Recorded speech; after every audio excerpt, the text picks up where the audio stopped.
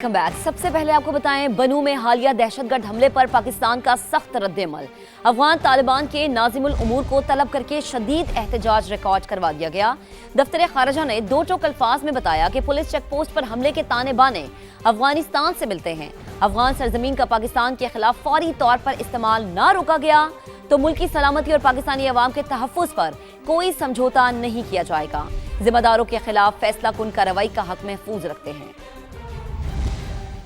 में पुलिस चौकी पर हमले का जिम्मेदार अफगानिस्तान में मौजूद फितना उल खवारिज को करार दे दिया। अफगान तालिबान रजीम के नाज़िमुल उमूर को दफ्तर खारजा तलब करके सख्त एहतजाज रिकॉर्ड। अफगान सरजमीन से पाकिस्तान में दहशत गर्दी न रुकने की सूरत में फैसला कुन कार्रवाई करने का भी बता दिया गया। बन्नू के इलाके फतेह खेल में पुलिस चौकी पर बारूद से भरी गाड़ी के जरिए खुदकुश हमला किया गया, जिससे 15 पुलिस एहलकार शहीद जबकि एक शहरी समेत 4 अफराद जख्मी हुए। दफ्तर खारजा के मुताबिक अफगान नाज़िमुल उमूर को दो टोक अल्फाज में बताया कि तहकीकात और तकनीकी शवाहिद से जाहिर होता है कि हमले की मंसूबाबंदी अफगानिस्तान में मौजूद दहशत गर्दों ने की। अफगान सरजमीन का पाकिस्तान में दहशत गर्दी के लिए मुसलसल इस्तेमाल नाकाबिले कबूल है। इस बुज़दिलाना हमले के जिम्मेदारों के खिलाफ फैसला कुन कार्रवाई का हक महफूज रखते हैं। दफ्तर खारजा ने अक़वाम मुत्तहिदा समेत बैनुल अक़वामी इदारों की रिपोर्ट्स का हवाला देते हुए कहा, अफगान सरजमीन पर दहशत गर्द तंजीमों की मौजूदगी एक तस्लीम शुदा हकीकत है। इन्हें पाकिस्तान में दहशत गर्दी की खुली छूट भी दी गई है। अफगान तालिबान रजीम अपनी सरजमीन का दूसरे मुल्कों के खिलाफ इस्तेमाल रोकने का वादा पूरा करे।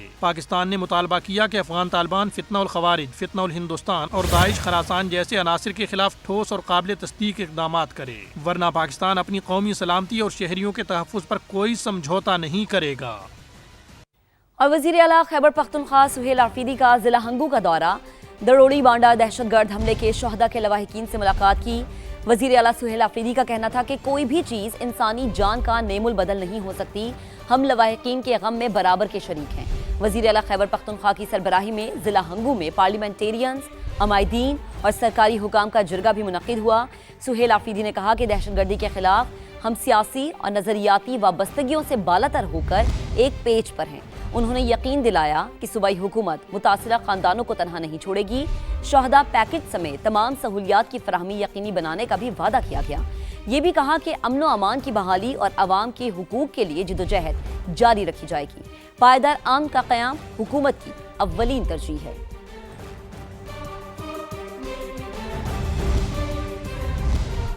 एक और अहम मामले की बात करेंगे। सिक्योरिटी इदारों का बलूचिस्तान में बरवक्त एक्शन। खातून खुदकुश बमबार को इस्लामाबाद जाते हुए गिरफ्तार कर लिया गया। वज़ीर आला बलूचिस्तान मीर सरफराज भुट्टी कहते हैं कि दहशतगर्दों का हदफ इस्लामाबाद था। ये भी बताया कि गिरफ्तार खातून को हनी ट्रैप करके ब्लैकमेल किया गया। खुदकुश हमला न करने पर वालिद को कत्ल करने की धमकी दी गई। कहा, इस तमाम अमल के पीछे भारतीय एजेंसी रॉ का हाथ है। दहशतगर्दों का खवातीन को हथियार देना इंतहाई शर्मनाक है। हमारी एक बच्ची है, ये एक सुसाइड मिशन पे थी। कुछ अर्सा पहले इनका नाम आया था कि ये खातून मिसिंग हो। पता चला कि ये जो है टेररिस्ट कैंप में अपने खुदकुश की ट्रेनिंग और बाकी सारी चीजें हो रही। गिरफ्तारी अमल में लाई गई और इनका प्लान था इस्लामाबाद में खुदकुश हमला करने का। तुर्बत से ट्रेवल कर रही थी और इन्होंने इस्लामाबाद जाना था। खवातीन को एक्सप्लॉइट किया जा रहा है, हनी ट्रैपिंग के जरिए इनको ब्लैकमेल किया जाता है। इस बच्ची को तो बाप को मारने की धमकी भी दी गई। जिस अंदाज में ये हमारी खवातीन को इस्तेमाल कर रहे हैं, इस जंग का ईंधन बना रहे हैं, शर्म का मुकाम है। इस तरह की एक्सप्लॉयटेशन, वो भी अपनी बलोच बच्चियों के साथ। कोई कॉज नहीं है, कोई बलोचियत नहीं है। हम इस बच्ची को आज उनके वालिद के हवाले बाइज्जत तरीके से कर रहे हैं। बलूचिस्तान में गिरफ्तार खुदकुश बमबार खातून का एतराफी बयान भी सामने आ गया। बताया, कजन ने डराया धमकाया, कलअदम BLA के लिए काम करने को कहा। हमले के लिए जहन साजी की गई। शुक्र है खुदकुश हमला करने से बच गई। पुलिस ने पकड़ने के बाद बाइज्जत तरीके से महफूज मकाम पर रखा। आगे पढ़ने और बढ़ने की ख्वाहिश का भी इजहार किया। आगे बढ़ते हैं। मार्का हक का 1 साल मुकम्मल होने पर कौमी असम्बली में करारदाद मंजूर। मार्का हक की करारदाद वज़ीर कानून आज़म नज़ीर तारड़ ने पेश की। करारदाद में मार्का हक में कामयाबी पर अफ़वाज पाकिस्तान को खराज तहसीन और अपने शहदा पर फ़ख्र है, ये कहा गया। आपको अपडेट करें कि शहदा को खराज अक़ीदत पेश करते हैं। करारदाद का मतन है, मार्का हक का 1 साल मुकम्मल होने पर कौमी असम्बली में करारदाद मंजूर हो गई है। मार्का हक की करारदाद वज़ीर कानून आज़म नज़ीर तारड़ ने पेश की है। करारदाद में मार्का हक में कामयाबी पर अफ़वाज पाकिस्तान को खराज तहसीन पेश किया गया है।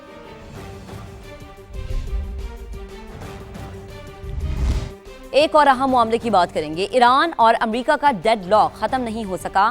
امریکی صدر نے مستقل جنگ بندی کے لیے ایران کی تجاویز کو ناقابل قبول قرار دے دیا ہے۔ کہا نام نہاد ایرانی نمائندوں کا جواب پسند نہیں آیا۔ امریکی ٹیلی ویژن کو انٹرویو میں صدر ٹرمپ نے کہا کہ ایران معاہدہ کرتا ہے پھر توڑ دیتا ہے، تہران کو عسکری طور پر شکست دے چکے، ضرورت پڑی تو ایران پر مزید حملے کر سکتے ہیں۔ ایران کا افزودہ یورینیم ملبے کے نیچے گہرائی میں دفن ہے، کسی بھی وقت ایران کے افزودہ یورینیم تک پہنچ جائیں گے۔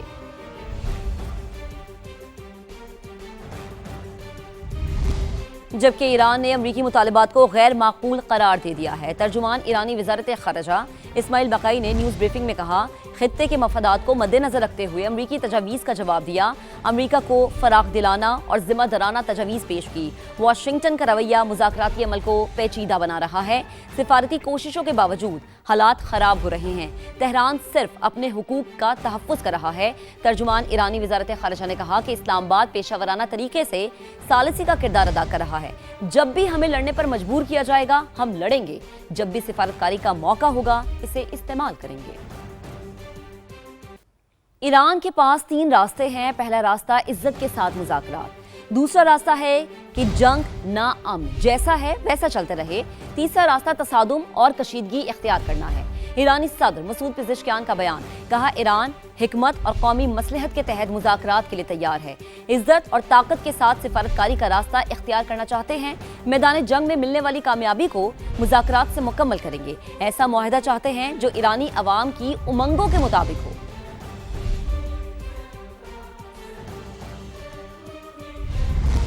نائب وزیر اعظم اسحاق ڈار کا سعودی وزیر خارجہ شہزادہ فیصل بن فرحان کو ٹیلی فون، دونوں رہنماؤں کا خطے کی بدلتی صورتحال اور باہمی دلچسپی کے امور پر تبادلہ خیال ہوا ہے۔ انتہائی اہم رابطہ جس سے متعلق آپ کو اپڈیٹ کر رہے ہیں، نائب وزیر اعظم اسحاق ڈار کا سعودی وزیر خارجہ شہزادہ فیصل بن فرحان کو ٹیلی فون، دونوں رہنماؤں کا خطے کی بدلتی صورتحال اور باہمی دلچسپی کے امور پر تبادلہ خیال۔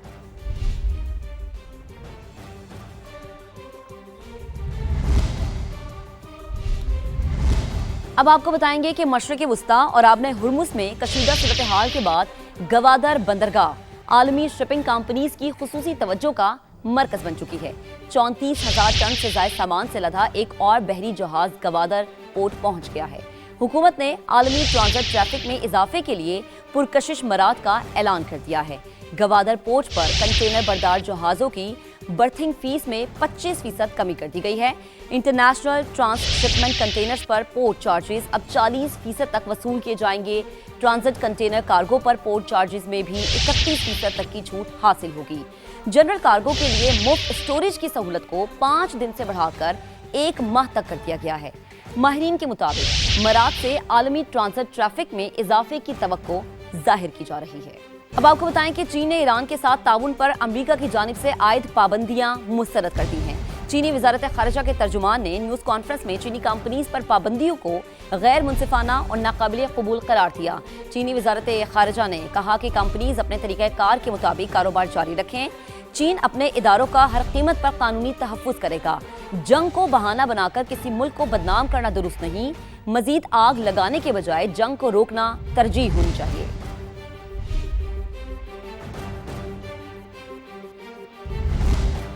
برطانیہ ایران کے مسئلے میں نہیں پڑے گا۔ برطانوی وزیر اعظم کیئر سٹارمر کا لندن میں تقریب سے خطاب، محاذ رائے سے بچنے کے لیے ایران جنگ میں شامل نہیں ہوئے، جبکہ دوسری طرف برطانوی وزیر اعظم کیئر سٹارمر سے استعفے کا مطالبہ زور پکڑ چکا ہے۔ لیبر پارٹی کے مزید 3 اراکین نے مستعفی ہونے کا مطالبہ کر دیا۔ کیئر سٹارمر سے استعفیٰ مانگنے والے لیبر اراکین کی تعداد اب 37 ہو چکی ہے۔ برطانوی وزیر اعظم نے بلدیاتی الیکشن میں شکست کی ذمہ داری قبول کر لی، کہا الیکشن کے نتائج انتہائی مشکل تھے۔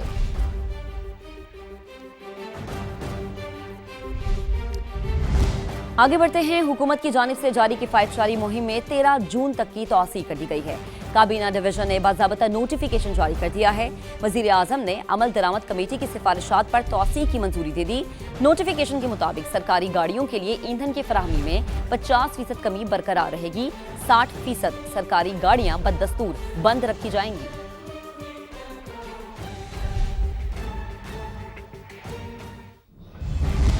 اب آپ کو بتائیں گے کہ حکومت نے پیٹرولیم مصنوعات کو کمائی کا بڑا ذریعہ بنا لیا ہے۔ عالمی منڈیوں میں زیادہ رد و بدل نہ ہونے کے باوجود عوام پر آئے روز پیٹرول بام گرا دیا جا رہا ہے، جس کی بڑی وجہ IMF کی کڑی شرائط ہے۔ اس وقت پیٹرول اور ڈیزل کی اصل قیمت کیا ہے اور حکومت فی لیٹر کتنی لیوی اور ٹیکسز وصول کری ہے، آپ کو ہم تفصیل سے سمجھاتے ہیں۔ پیٹرول کی اصل قیمت 216 روپے 68 پیسے فی لیٹر بنتی ہے، 198 روپے کے مختلف ٹیکسز اس پر عائد ہوتے ہیں، لیوی 117 روپے 41 پیسے فی لیٹر، جبکہ 29 روپے پریمیم چارجز وصول کیے جا رہے ہیں، اور ڈیزل کی اصل قیمت تقریباً 301 روپے فی لیٹر بنتی ہے۔ مجموعی ٹیکسز کی مد میں عوام پر 113 روپے 71 پیسے کا بوجھ ڈالا جا رہا ہے۔ فی لیٹر لیوی 42 روپے 60 پیسے، 32 روپے 48 پیسے کسٹم ڈیوٹی اور دیگر ٹیکسز نے عوام کی کمر توڑ دی ہے۔ ایکسپورٹ لیوی کی جو کلیکشن ہے، کن بنیادوں پر اور کس طریقہ کار کے تحت سر پیٹرول اور دیگر کی جو ٹوٹل سیلز ہے اس کو وہ علیحدہ کرتا ہے، اور یہ کس اکاؤنٹ میں سر جمع کی جاتی ہے؟ جی، کس اکاؤنٹ میں جمع کی جاتی ہے؟ سر میں نے پہلے بتایا سر، یہ IMF کا جو RSF فیسلٹی ہے اس کے تحت جو ہم نے ڈرٹیئر فیول سے مائیگریٹ کرنا ہے ٹورڈز کلینر ٹیکنالوجی، اسی کے مقصد کے لیے لگائی گئی ہے IMF پروگرام کے نیچے، اور یہ کنسولیڈیٹڈ فنڈ کے اندر جاتی ہے، اور اس کے بعد پلاننگ ڈویژن اور فائنانس ڈویژن بیٹھ کے اس کا فیصلہ کرتے ہیں کہ جی کن گرین مقصد کے لیے یہ استعمال ہونے ہیں پیسے جی، and we don't have visibility. اگر اس کے اوپر سوال آنریبل ممبر صاحبہ کرنا چاہتی ہیں کہ یہ 30-40 طرف کہاں اکٹھا ہوا ہے تو اس کے مطابق یہ فائنانس سے پٹ اپ کر سکتے ہیں جی۔ شکریہ۔ اسد کیسر صاحب آن سپلیمنٹری۔ قومی اسمبلی کا اجلاس اس وقت جاری ہے اور علی پرویز ملک اظہار خیال کر رہے تھے، جو آپ نے ملاحظہ فرمایا۔ گودی میڈیا ریٹنگ کی اندھی ریس میں پاگل ہو چکا ہے۔ آپریشن مارکہ حق میں غلط خبریں چلائی گئیں، عوام کو گمراہ کیا گیا اور بتایا گیا کہ کس طرح سے بھارت یہ تمام طرح اہداف حاصل کرنے میں ناکام رہا۔ بھارت کے سنجیدہ حلقے گودی میڈیا پر برس پڑے۔ بھارتی آبزرور ریسرچ فاؤنڈیشن کے سینئر رکن بولے کہ پاکستان سے جنگ کے دوران ریٹنگ کی اندھی ریس میں بھارتی میڈیا نے ہر چیز غلط کی۔ گودی میڈیا خبر کی تصدیق کی زحمت ہی نہیں کرتا۔ کراچی پورٹ اور پاکستان کے دیگر شہروں پر حملوں کی غلط خبریں بھی بغیر تصدیق کے چلائی گئیں۔ بھارتی ریاست کے سابق عہدیدار نے کہا کہ بھارتی حکومت گودی میڈیا سے خوفزدہ ہے۔ انہوں نے مارکہ حق میں پاکستان کے DGISPR کے کردار کی بھی تعریف کی۔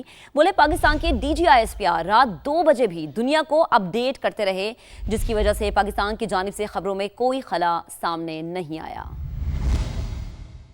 اب اسی پر بات کرنے کے لیے سینئر اینالسٹ ڈاکٹر مریم فاطمہ مجھے جوائن کر چکے ہیں۔ ڈاکٹر صاحبہ بہت شکریہ وقت دینے کے لیے۔ کہیے گا کہ بھارتی میڈیا میں ریٹنگ کی دوڑ نے صحافتی اصول اور خبر کی تصدیق کے عمل کو شدید متاثر کر دیا ہے۔ اس کا بھارت کے عوام پر ایک تو کیا اثر پڑے گا؟ درست معلومات سے محرومی بھارتی معاشرے کو کس حد تک متاثر کر سکتی ہے آپ کی نظر میں؟ یہ لگتا ہے کہ جو انڈین میڈیا ہے اس نے اپنی کریڈیبلٹی تو لوز کی ہی صحیح ہے، اس نے انڈین ریٹرک اور نیریٹو جو کہ جس کے لیے انڈیا نے لابی کیا تھا انٹرنیشنلی اور گلوبلی، اس کو یہ بہت زیادہ نقصان پہنچایا۔ انڈیا کی جو تمام خبریں نکلتی رہیں آپریشن بنیاد مرصوص کے زمانے میں، اس کے اوپر رائٹرز اور بہت سارے جو اور نیوٹرل چینلز ہیں جیسے کہ الجزیرہ، العربیہ وغیرہ، ان کی طرف سے بھی ایسی خبریں آئیں جنہوں نے انڈین میڈیا کی کریڈیبلٹی کو کویسچن کیا۔ میرا خیال ہے کہ یہ جو مودی صاحب ہیں ان کی طرف سے خاص طور پہ ڈائریکشنز تھیں، اور یہ میں نے کچھ ان کے پروگرامز دیکھے جس میں ان کے کچھ جرنلسٹ خود کہہ رہے تھے کہ اس سارے آپریشن کے دوران ان کو انسٹرکشنز تھیں کہ وہ انڈین عوام کے مورال کو بحال رکھنے کے لیے جو ہے کسی بھی طرح سے جو ہے اپنی جرنلسٹک جو ان کی ایکٹیویٹیز ہیں اس میں ایسے کانٹینٹ کو ایڈ کریں جو کہ عوام کو جو ہے وہ ڈیمورلائز نہ ہونے دے۔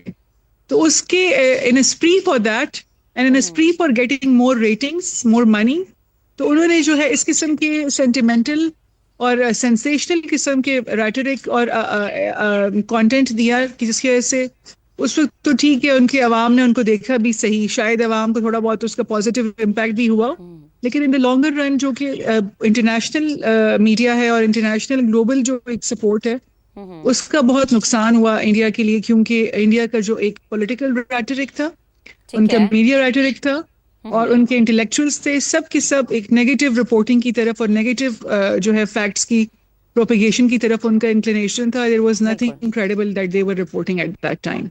تو ایک طرح سے جرنلسٹک ان کی گرومنگ کا بھی مسئلہ ہے، اور پلس ریٹنگز کے لیے بھی وہ بہت زیادہ کوشش کر رہے ہوتے ہیں، اور پلس سینسیشنلزم اور اینٹی پاکستان ریٹرک اور وار مانگرنگ ریٹرک، اس کے تھرو بھی جو ہے وہ اپنے آپ کو زیادہ ریلیونٹ کرنا چاہتے ہیں انڈین عوام کے ساتھ. اور ظاہر ہے مودی صاحب نے ان کو جو ہے آپریٹ ہی نہیں کرنے دینا اگر وہ یہ ساری لائنس کو ٹو نہ کریں. تو میرا خیال ہے this is one of the reasons کہ ان کے میڈیا نے بہت زیادہ اپنے آپ کو خود ڈسکریڈٹ کر دیا. بالکل ڈاکٹر صاحبہ، ایک بڑا مین پوائنٹ آپ نے کہا کہ ان کی گرومنگ کا مسئلہ ہے. تو آپ کو کیا لگتا ہے کہ سابق بھارتی عہدیداروں کے مطابق بھارتی حکومت خود میڈیا سے خوف زدہ دکھائی دیتی ہے؟ اس کی بنیادی وجوہات کیا ہو سکتی ہے آپ کی نظر میں؟ کیا بھارتی حکومت کو اپنے ہی پالے ہوئے افرید سے کسی بڑے نقصان کا خطرہ ہے یا پھر وجہ کچھ اور ہے؟ انڈیا کے اندر نا اب دو طرح کے ایکسٹریمز جو ہے وہ بنتے جا رہے ہیں، چونکہ بی جے پی گورنمنٹ نے پورے ملک کو جو ہے پولرائز کر دیا ہے on political and religious lines.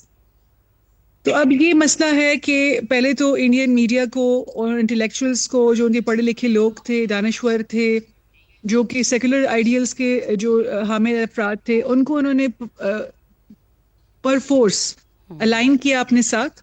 اور اگر وہ کسی بھی قسم کی سین، عقل مند یا وائز قسم کی، ریشنل قسم کی وہ کوئی پرسپیکٹو دیتے تھے تو ہمیشہ انڈین گورنمنٹ نے ان کے اوپر ایک کریک ڈاؤن کیا اور ان کے پولیٹیکل ڈیمیج کیا، ان کے پروفیشنل ڈیمیج کیا. اب اس کا یہ نتیجہ نکلا کہ انڈین میڈیا کے اندر اور جو ان کے انٹلیکچوئلس تھے اور جرنلسٹ تھے، انہوں نے کسی بھی قسم کی فیکچوئل رپورٹنگ جو ہے وہ کرنا بند کر دی. اس کا نقصان ایک یہ بھی ہے کہ بہت سارے ایسے عوامل بھی ہیں انڈیا کے اندر جو کہ چاہتے ہیں کہ انڈیا کے انٹرسٹ جو ہیں وہ سیف گارڈڈ رہیں اور صحیح قسم کی معلومات دنیا کے سامنے جو ہے وہ پیش ہوں. اب وہ جو عوام ہے، اگر وہ بی جے پی گورنمنٹ کے ہونے والے جو ان کی کرپشن ہے یا ان کی مس مینجمنٹ ہے یا الیکشن ریگنگ ہے یا جس قسم کا انہوں نے ڈیفینس ایکسپورٹس کے اندر جو ہے انہوں نے بہت جو ہے کرپشن کی ہے انہوں نے، اور جس طرح انہوں نے اپنی ہائی کمانڈ جو کہ ان کی ملٹری کی ہے اس کو فورس کیا کہ وہ جنگ سٹارٹ کریں پاکستان کے ساتھ، اگر یہ سب کے سب فیکٹفلی جو ہے وہ باتیں باہر آ جائیں تو ظاہر ہے بی جے پی گورنمنٹ جو ہے اس کے لیے بہت زیادہ نقصان ہے، ان کی پالیٹکس جو ہے اور ان کی سیاست کو بہت نقصان ہے. بالکل ڈاکٹر صاحب، وہ نقصان اٹھا بھی رہی ہے بی جے پی کی گورنمنٹ، اب ہر طرف سے ہر محاذ پہ نقصان اٹھا رہی ہے. بہت شکریہ، آپ ہمارے ساتھ موجود تھی، گفتگو کر رہی تھی. بیک ایف آئی امیگریشن کی کراچی پورٹ پر کارروائی، بحری جہاز پر موجود 4 جعلی سی مین پکڑ لیے. مزید بات کریں گے جاوید اظہر چودھری سے. جاوید صاحب بتائیے گا. جی، ایف آئی اے امیگریشن کی سی پورٹ پر کارروائی کی ہے. کراچی پورٹ پر لنگر انداز بحری جہاز پر موجود 4 جعلی سی مین پکڑے گئے ہیں. جعلی سی مین کی موجودگی پر سی وی البرٹ ٹی نامی جہاز پر 20 لاکھ روپے جرمانہ بھی عائد کیا گیا ہے. 26 رکنی عملے کی امیگریشن کے دوران فلپائنی شہری صحابانوں اور ثابتم کے علاوہ پاکستانی حسین شہر اور علی فرقان کے پاس جعلی سیمنٹ بکس کی زیادہ موجودگی کا انکشاف ہوا، جبکہ ان کے پاس فلیگ اسٹیٹ دستاویزات قومی سیمنٹ بکس میں موجود نہیں تھیں. چاروں سیمنٹ کی جانب سے دبئی کے ایک ایجنٹ کی جانب سے بکس فراہمی کا اعتراف بھی کیا گیا ہے اور ایف آئی اے سی پورٹ کی مئی کے مہینے میں اس نوعیت کی تیسری بڑی کارروائی ہے. جی ٹھیک ہے، بہت شکریہ جاوید صاحب، آپ کا تفصیلاً آپ نے آگاہ کیا.